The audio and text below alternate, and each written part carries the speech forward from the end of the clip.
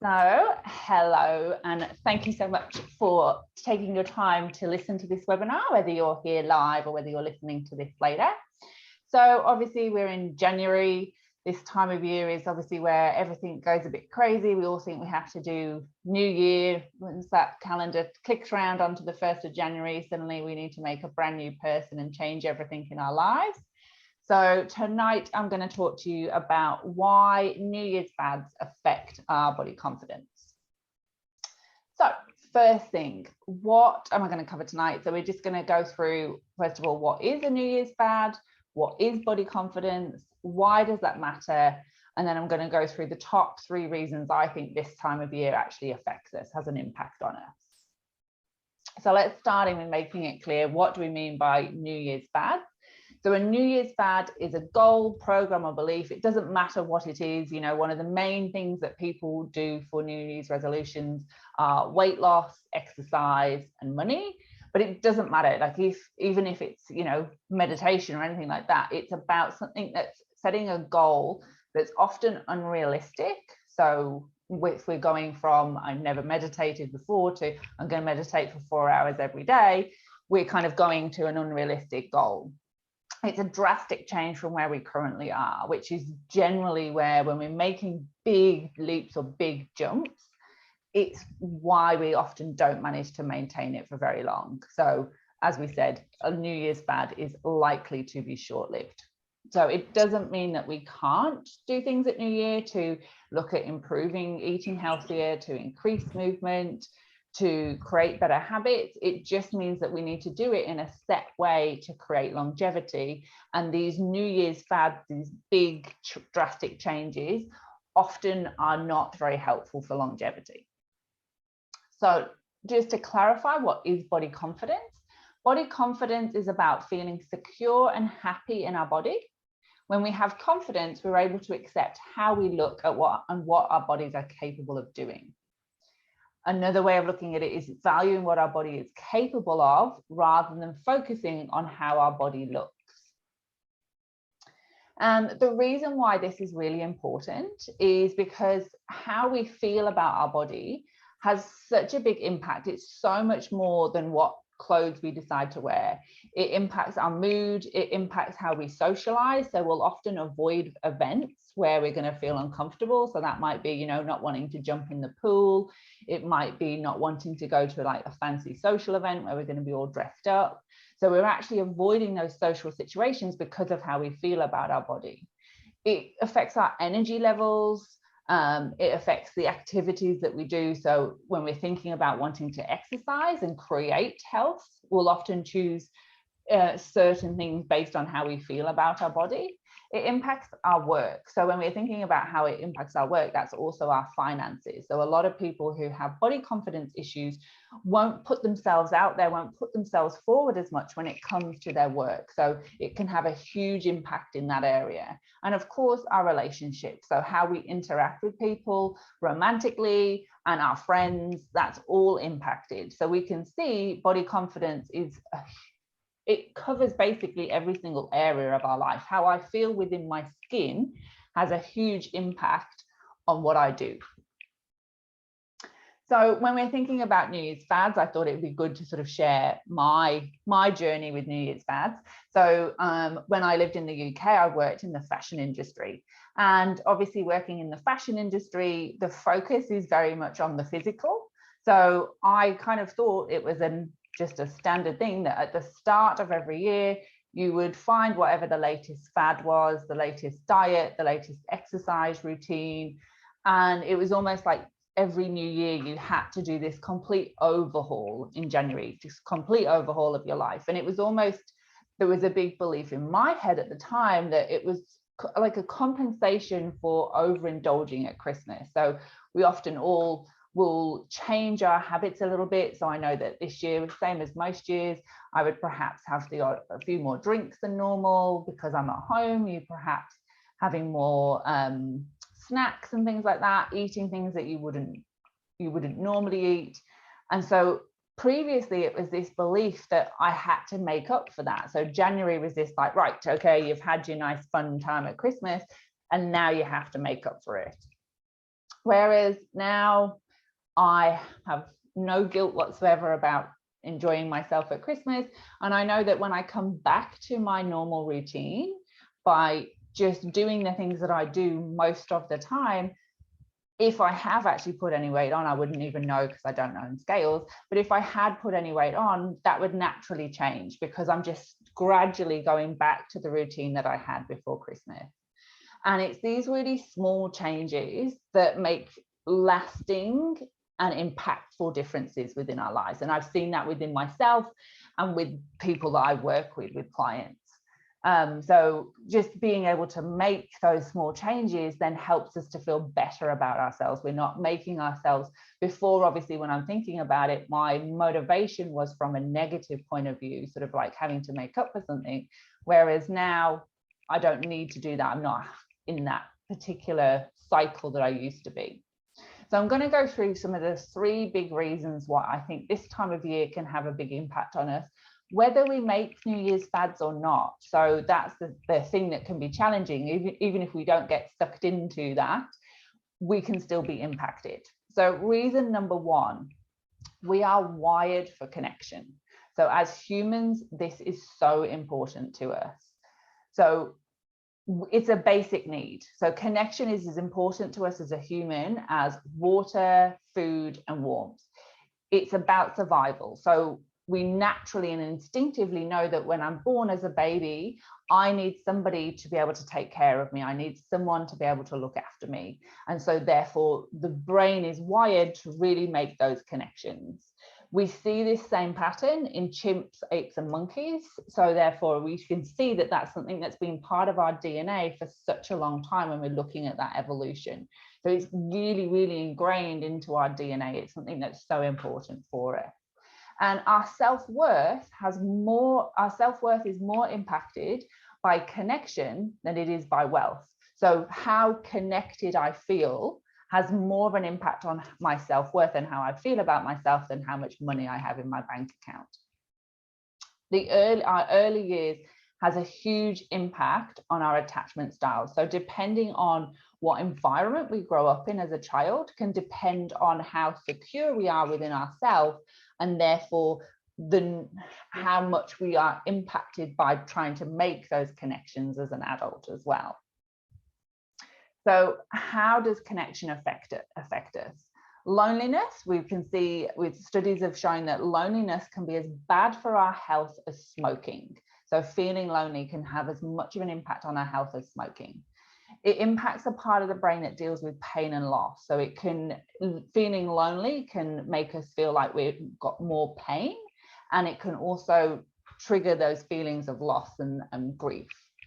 So the more connected we are, we know that that equals better health. So it's when we have more meaningful connections, our overall health is better. Our choices are affected by connection. So we may make choices that improve connection over self-care. And I remember, well, many years ago, back when the smoking ban first came in, I remember having a friend who actually started smoking because of the smoking ban, because they didn't want to be left at the table on their own because everybody else smoked. So they actually started to smoke purely because they didn't want to be left out. So because you had to then go outside, everybody else in the group was going outside and they felt left out. So they started to smoke. And there was a term, I think smirting it was called, where, when you're in the little outdoor smoking areas, people would flirt and people would take up smoking to be able to do. So we will make choices that improve connection often over self-care. So when we're thinking about New Year's fads and we're thinking about how does this relate, so it's estimated based on what people say, half of adults in developed countries set New Year's resolutions every single year. As I said, the top 3 are weight loss, exercise, and increasing the amount of money in our bank account.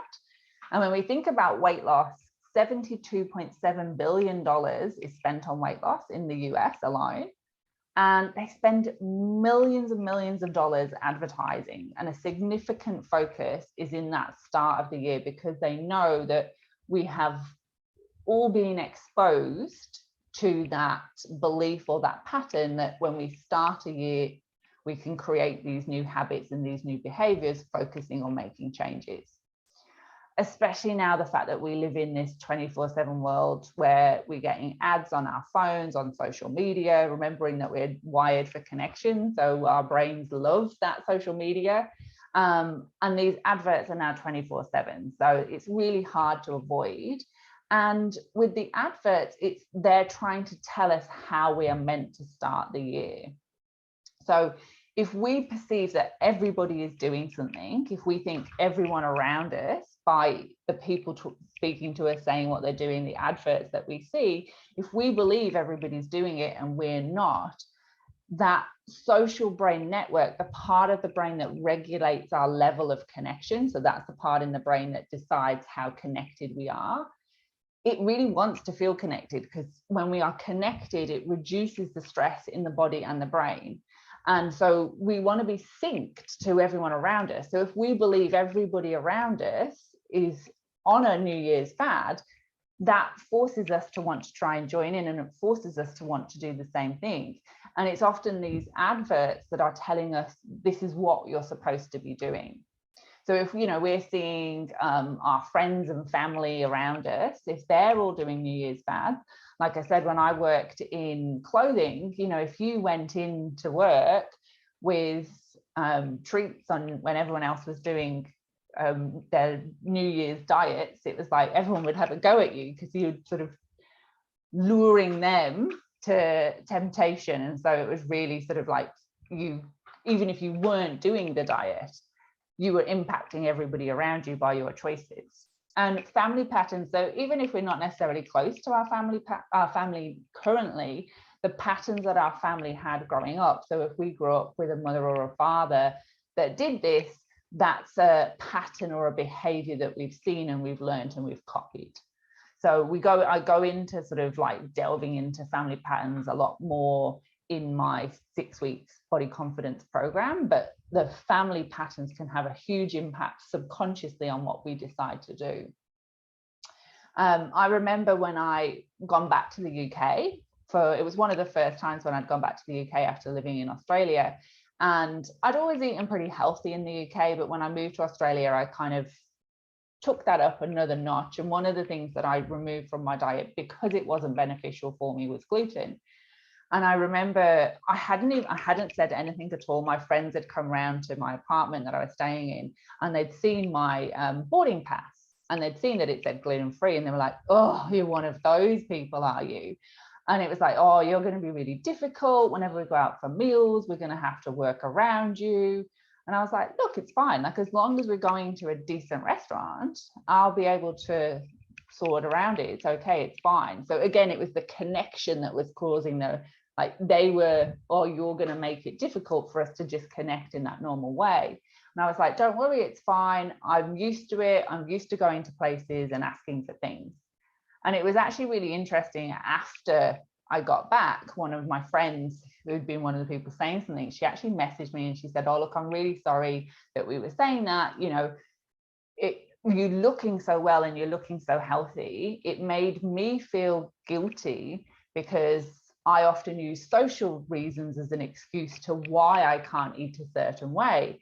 And the fact that you weren't doing that, you were prepared to kind of go, no, this is a non-negotiable," kind of triggered something for her, because she was like, okay, well, I don't really have that excuse anymore.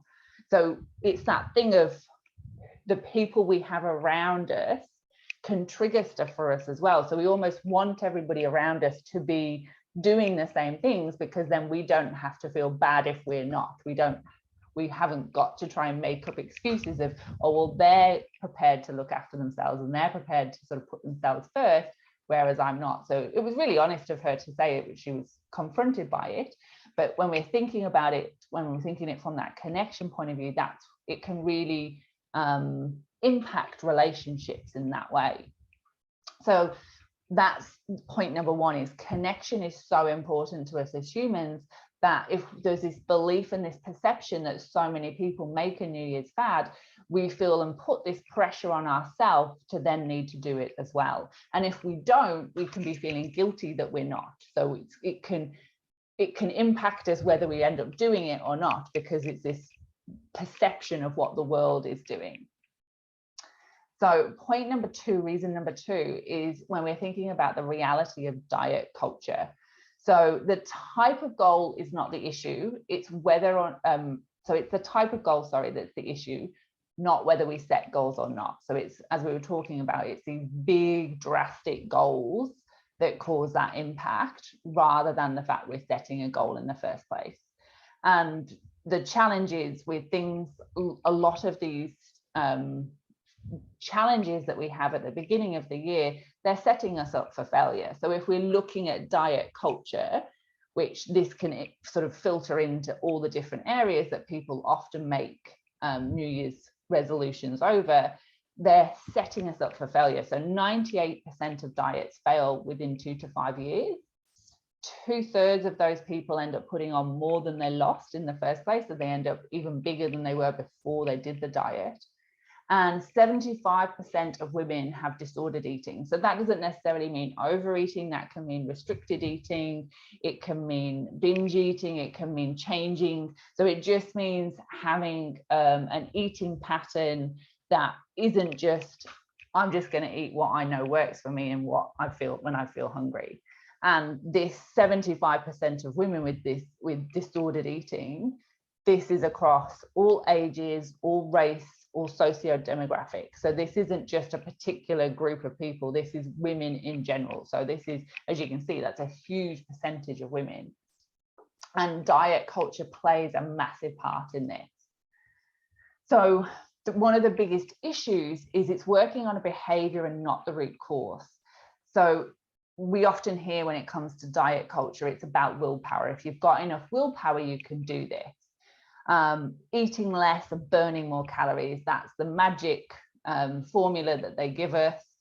It very much is focused on losing weight when it comes to diet culture. So it's teaching us that being smaller in size is what's better, because it's telling us about losing weight. Our brain then goes, okay, I must need to be small in order for that to be good. It's very focused on the way we look. So it's all about the physique. It's not focused on physical and mental health. That's not, when it comes to diet culture, that's not really something that's discussed hugely at all. And it's often very much focused on negative emotions and thought patterns. So it's about, you know, rid yourself, losing. It's very much focused on like the negatives. And what's really important is it's not looking at why we're craving food. It's not looking at why people overeat. It's not looking at why people are avoiding exercise. It's not looking at why people aren't taking care of themselves. And when we just focus purely on the behavior is at the top. We need to get to what's driving that behavior, and diet culture really doesn't do that. So when we're thinking about weight loss, we need to deal with those emotional triggers. If we don't look at the emotions and the triggers behind them, the amount of willpower that we have available to us each day is not going to be enough to overcome those. So much of it is subconscious, and so much of it is about safety. So this is always going to trump our rational brain. As much as we like to think that we're these super intelligent beings, that limbic part of the brain, that safety part of the brain, it's like a little toddler having a tantrum in there. And if there's been a pattern that's set up around safety, then no matter how logically we understand it, the safety thing is going to kick in. And this actually led to, it was a diet weight loss program in America that led to this massive study, which was called the ACE study, or the Adverse Childhood Experience study, because this guy was noticing these women were losing weight really easily, but then they were putting weight back on. And when he started to dig into why, so many of them had had trauma in their childhood that hadn't been resolved. And it was only once they resolved that trauma that they were then able to lose the weight, because often the weight was there as a safety or protection mechanism. So they couldn't use the willpower to keep the weight off, because as soon as they lost the weight, that safety kicked in, and that trumped everything. Food often can work. So certain foods can work in the brain like drugs. So they trigger certain parts in the brain. I'm going to show you that in a second. So trying to overcome that with willpower alone, again, is pretty hard. When we're thinking about sort of often this time of year, it's about that weight loss. So as soon as we really restrict calories or really restrict certain foods, our brain can switch into that starvation mode. So then what's happening is it's panicking that we're going into lean times. It was an evolutionary survival mechanism. So then when there wasn't very much food available, as we were coming into a winter season, our body stored food to be able to get us through. And when we kick into that starvation mode, we actually end up storing more fat. So trying to lose weight, we can end up kicking into a mechanism that's actually really not helping us. And as we said, when we're looking at that failure, so knowing that a lot of these goals that people are setting are unrealistic, there's going to be a high number of failures happening. I think it's less than 10% of people that set a New Year's resolution are still committed to that at the end of the year. So we've got 90% of those people setting goals who are not actually achieving it. And that failure then leads to shame, which then often drives those subconscious behaviors. And that's that cycle of kind of then we're feeling bad about ourselves. So that body confidence, how I feel and my perception of myself keeps getting lower and lower and lower. So I'm just going to show you, this slide is from some work done by Peter Stapleton. So what she was doing, you can see on the picture where with the arrows, they were showing people pictures of foods that are generally foods that sort of we use as treats. So things like cakes, biscuits, burgers, chips, those sort of foods. And you can see on the picture with the arrows where there's parts in the brain that were lighting up. So that's the same parts of the brain that light up when someone's doing drugs. So this is the pleasure center of the brain. This is where it's that sort of dopamine hit where the body just keeps wanting more, more, more. And so willpower alone was going to be really hard for these people to make a change. But what the exciting thing is there are many different ways that we can help to rewire the brain. So in this technique, Peter was using EFT. So they tapped on the emotions behind the foods that they were craving. And you can see the picture on the other side, after 4 weeks of doing EFT, the brain is no longer lighting up. So the driving force behind that addiction had gone, and therefore willpower was no longer required. The brain wasn't craving those foods. So what happens is when we look at these fads, they're just trying to force us to make a drastic change, and they're not looking at the reasons why we behave that way in the first place. So what we really have to do to be able to make lasting change is to rewire the brain, and EFT is a fantastic way to do that. Kinesiology, obviously, which is what I do, is it's working in lots of different areas to rewire the brain, but that's how we have to do it, rather than just making these big drastic goals at the beginning of the year. And number 3, so when we're thinking about where the world is right now, obviously we're in quite challenging times, you know, with coronavirus happening and having an impact on everybody in every different corner of the world. Our brain then wants control. So this need for control starts to fuel the fact that New Year's fads impact us even more.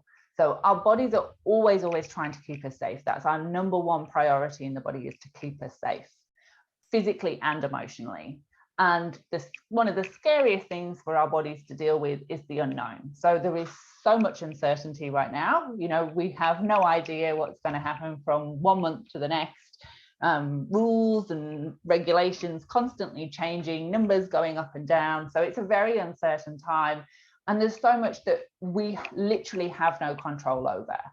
So the brain in those situations, it starts to look for control, and it's looking for comfort and familiarity as well. So one of the ways that we can create a feeling of control is power over food. So food is something that we have to do every single day. And so therefore, because it's something that we have to do every single day, most of us eat food several times a day. If we control our food, it gives us a feeling of control on a regular basis. So if you've had children or you've ever been around children, little kids, you know, if they're very stubborn and very sort of like trying to, when they get to that age where they want to show that they have control, food is often one of those areas where you have that fight with them. So it's something that really from a young age, we kind of go, right, I have the control over what I put into my mouth. And when we're thinking of that control, that can be restriction, that can be overconsumption, it can be what we're choosing to eat. So it doesn't necessarily have to be that, oh, well, I have power over food, so I'm going to eat less. It can be all different areas. And this is quite a scary stat, to be honest. So in UK hospital admissions last year, children under 17, so as I said, children sometimes food is one of the areas where they do try and create control because it's one of the only few things that they do actually have control over. So hospital admissions for eating disorders rose from 3,008 to 4,238 last year. And that number has risen by 69% from 2019 numbers, so pre-COVID.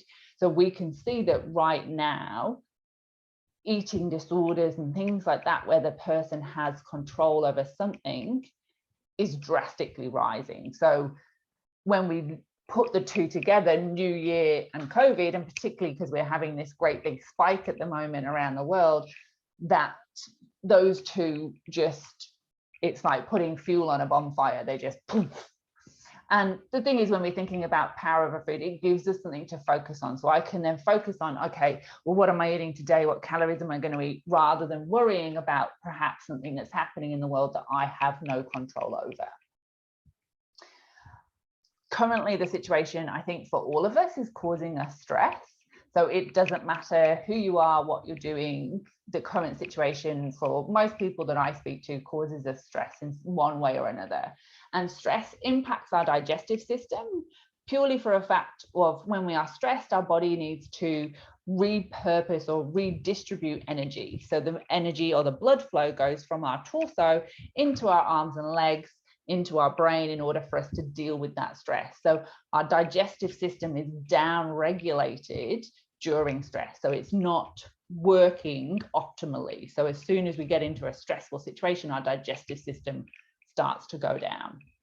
So that might make us eat more, it might make us eat less, but in general, it means we're less efficient when it comes to eating our food. We often, in times of stress, it's going to impact our food choices. So we're going to be looking for quick energy. So anything sugary, because if we're thinking of food, sugar is like when you put paper on a bonfire, poof, burns super quick, super fast. So our body, when we're dealing with stress, we're using a lot of energy and it's looking for something to replace that energy quickly. So we're going to be gearing towards looking for stuff that's sugary.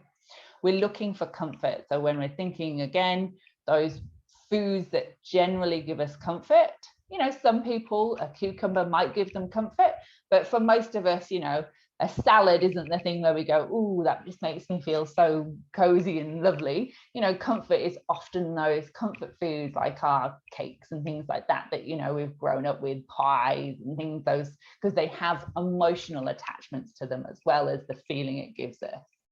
And it impacts our focus. So when we're thinking about stress, we're obviously then going to focus on trying to keep an eye out for issues and for problems. And, you know, because naturally we have what's called a negative bias. So as soon as a problem occurs and we're under more stress, we pay even more attention to the sort of negative things in our life. So when we're thinking about body confidence, that critical voice in our head that's telling us, you know, oh, this isn't good enough, that's not good enough, that's going to be fueled even more. So it's feeding those negative beliefs. So this time of year is actually sort of controlling and fueling those negative thought patterns that we have. And I remember when my history and where I found kinesiology and EFT was through having an eating, like digestive issues. And when I had my digestive issues, I would see so many different people and no one could give me any answers or any benefit or anything. And it was, I had a real lack of control. And so I became really, really focused on the food that I ate because it gave me a way of feeling like I had control or power in some way, because my body was reacting without my it wasn't responding the way I thought it to. It was reacting without my control. And so by controlling the foods that I was eating, it gave me a feeling of power when I felt that my control had been taken away.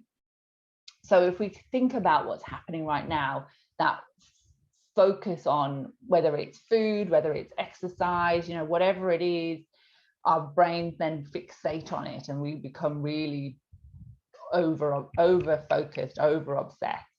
So the current situation is fueling this even more, and coming into the same time of year, it really helps to exacerbate the problem that's already there. And it's that thing of, it really doesn't take drastic changes. It takes really small, realistic, manageable changes.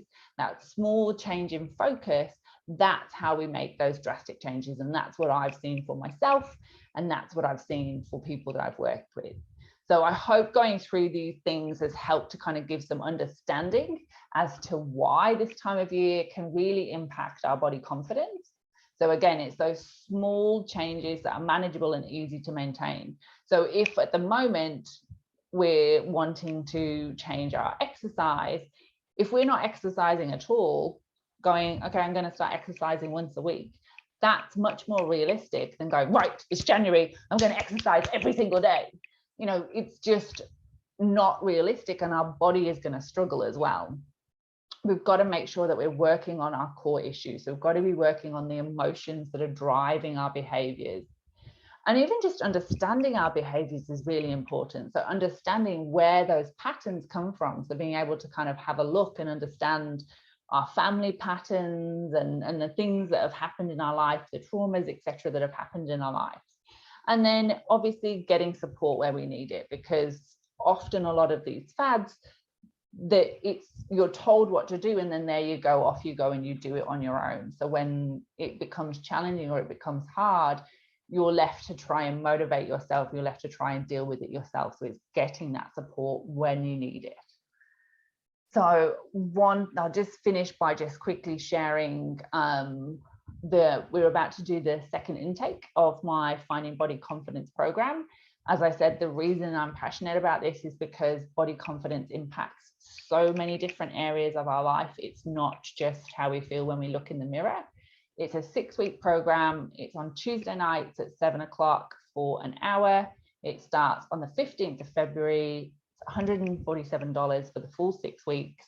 And we drill down, we dig deep into all the different reasons, or some of the main reasons that we have issues with body confidence. And then we're using EFT and different kinesiology techniques to really help to shift and to change that. So I hope that tonight was helpful. So having that understanding, that connection obviously is really important to us as humans. So what we perceive everybody else to be doing is going to impact us. That diet culture is fueling this obsession to be focused on our body and how we look. And that the current COVID situation is causing us to feel stress and lack of control, which then only fuels our need to want to find something that we can control. And food and exercise are areas which are perfect for our body to be able to gain that.